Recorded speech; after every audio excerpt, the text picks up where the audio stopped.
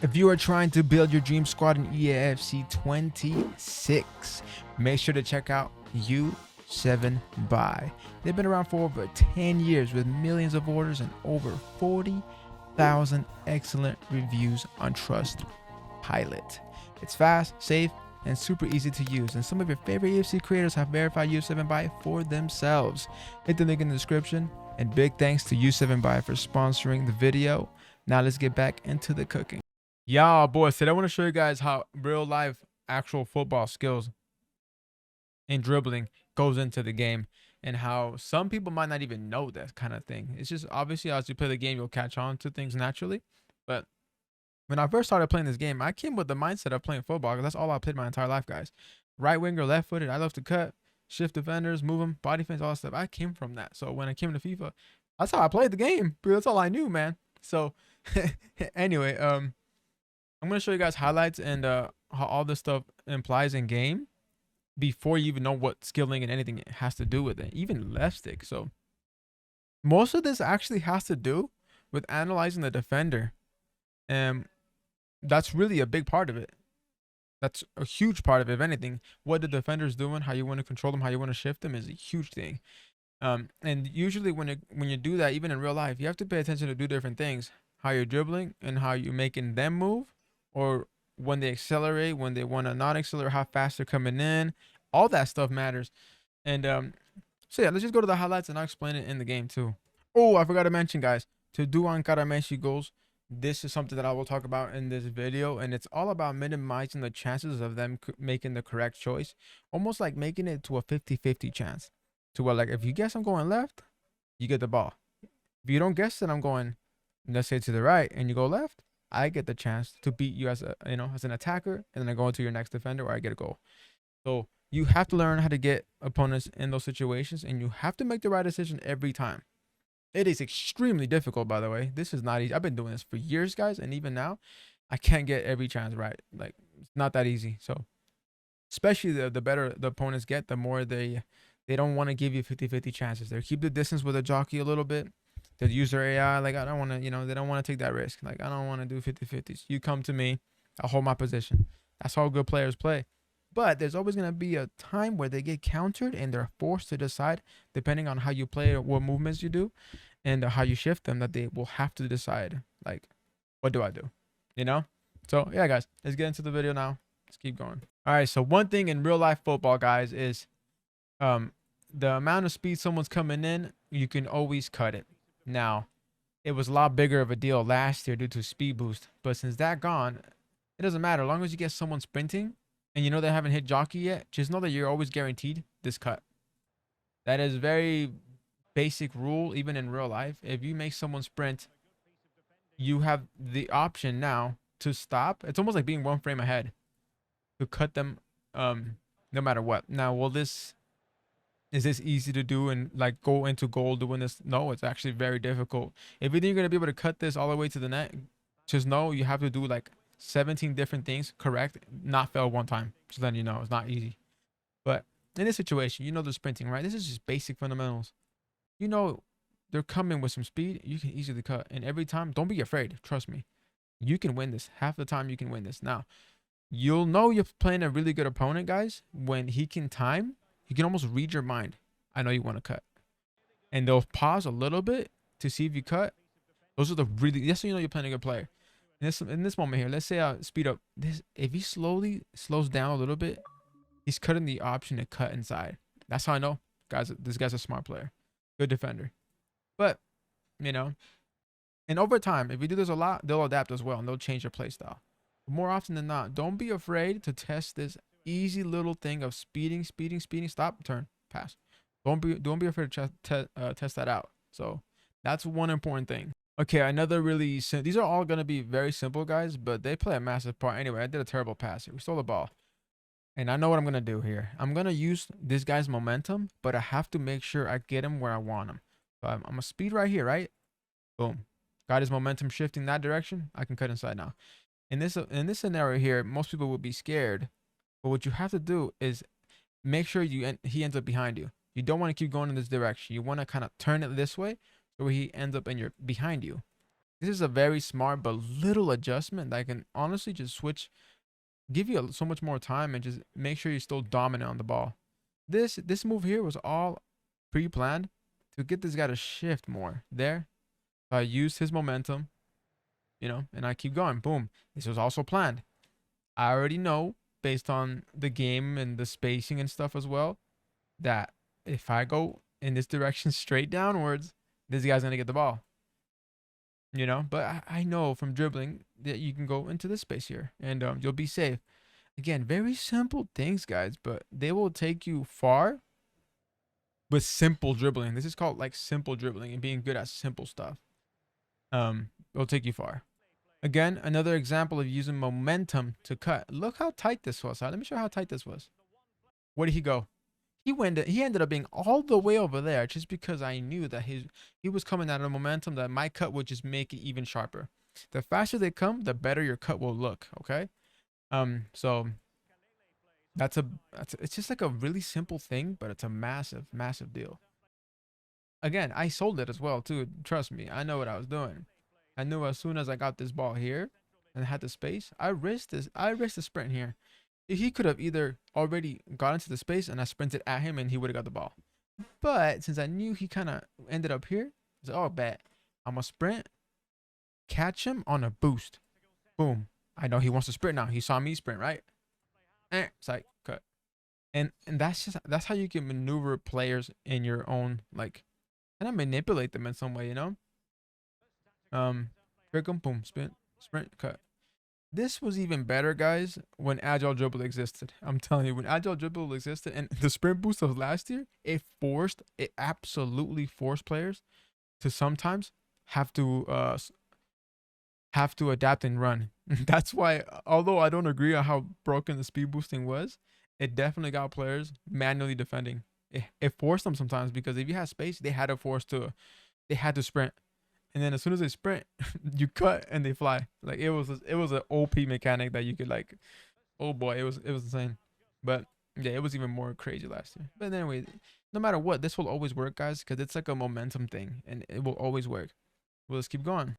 Okay, number 2. Do you always have to sprint to get them to have momentum so then you can finally trick them? No. You can also use their own, how they're coming at you. This guy's sprinting. Boom, turned, gone. Now is it everything in this game is risky. This turn here was risky, but sometimes you have to take risks to know what works, guys. That's just how it is. And right here, I'm just using his momentum. He switch, boom, cut, go, simple. You can use their momentum. If they don't have the proper player, who knows? This could have been totally different, guys. If you would have had someone with anticipate plus, maybe intercept plus, I would have lost it.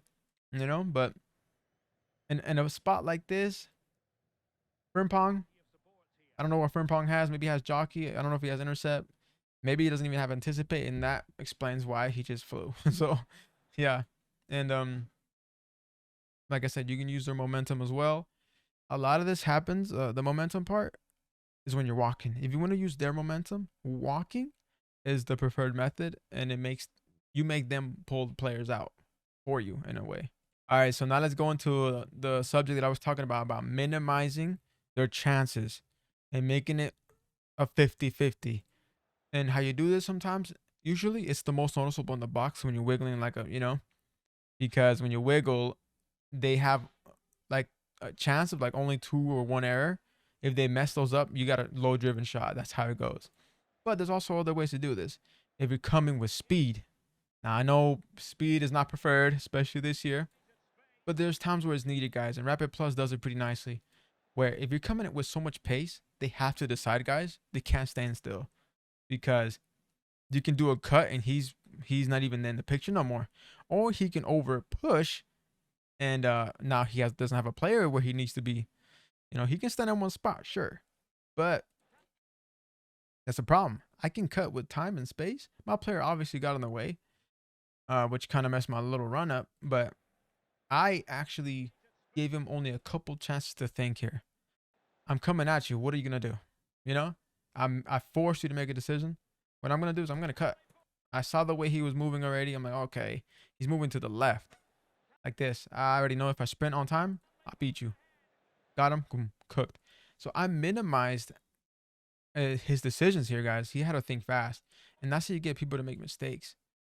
As soon as I sprint here with speed, this guy he has to make a decision, and that's what I mean by giving them way less options than that only a good player will have to like.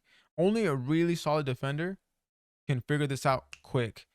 Usually, not many people are really good defenders. I'm not one of them. So, yeah, he didn't figure that out. Shot, goal, and that's how that happened. Now, in this situation here, I didn't do the whole entire run perfectly, but this is a perfect example of minimizing the time that they have to do something right. And it happens with speed. It's, like I said, it's a very difficult thing. And right here, right? We turn here. Okay, it's a really tight scenario. I'm sprinting. This is a really small window of error for me or him. I chose right, he chose wrong. Again, another really small window of error for me or him. I chose right again. I'm beating him 2 times in a row with the right decisions because he only has a little bit of time to think. And I'm winning over him in this sense. He decided to play a little bit smarter here. I couldn't keep up, lost the ball. But if you notice that was like a really good example is if you always choose the right one, you can dribble the entire team. Will you be smart enough to choose the right proper path every time? That's where the skill is, and that's where it gets very difficult because not every guy's the same. Some people might be smart at choosing the right ones every time. Anyway, again, I'm sprinting. So I'm forcing him to make a move now. Boom. I cut here. And as soon as I cut, guys, I can either decide to keep going to the right and go with that plan. I saw him stop. It doesn't mean that he's decided to push right. It doesn't mean that. Even though he stopped, he could literally just stop and then keep going to the left. So it's like a 50-50, and that's what I like. I like 50-50s because now I forced you to see, take the bait. Boom, gotcha. And then right here in this moment, I can either go left or I can go right or I can just time my run early enough to the point where before he even decides, I'm gone. I went with that route. So take it. Got him. Before he even had time to decide, guys, I'm like, okay, I'm already pressing R1 here. I'm like, you know what? I'm taking off a sprint. I'm not waiting for you to decide. I'm coming at you faster than you're even switching. I'm gone. So, yeah, if he's not gonna switch by here, guys, you should take off. Like, oh, I'm gone. Boom, gone. Now this is the moment where I maybe didn't need that much speed. I probably could have slowed down a little bit, thought a little bit more, but I was like, man, I want to go for this dribble. And I kind of choked. I didn't decide fast enough. My brain was just like, yo, it's too much for me right now. So in this situation, he switched. I went for a technical, right? I wanted to fake left, go right. And for some reason, I didn't get that touch I wanted. It kept going. And which was one of the errors that I was like, I had to adapt because I didn't know what was going on. I did have the idea. I wanted to tech left, but for some reason, I never got the ball early enough. And it just never happened. I just kept with a rapid plus, and I was like, ah, shoot. My plan got kind of out of my fingers because I didn't get the animation I wanted. So then he was easily just like, oh, okay, I'll get it. Now, with agile dribble in the past, I could have reacted in that moment. But since it's gone, I couldn't. So you have to look at your dribble sometimes, guys, and analyze like, okay, what else could I do here? A ball roll, maybe a ball roll, maybe you can just not sprint in this moment and kind of analyze the last defender. It is maybe slow down. You're already coming at speed. Maybe slow down a little bit. Maybe hit a roulette. Boom to the left. Turn right. Left. Regular left stick. Turn right. Roulette. Get the defender going this way. Gone. Maybe the way he came at me, maybe would have still got it. But slowing down here, it would have been good because as soon as this guy got defeated, as he got defeated 2 times here, I know the last guy in his own head, he's probably like, I got to think about this more because he already took 2 of my players down.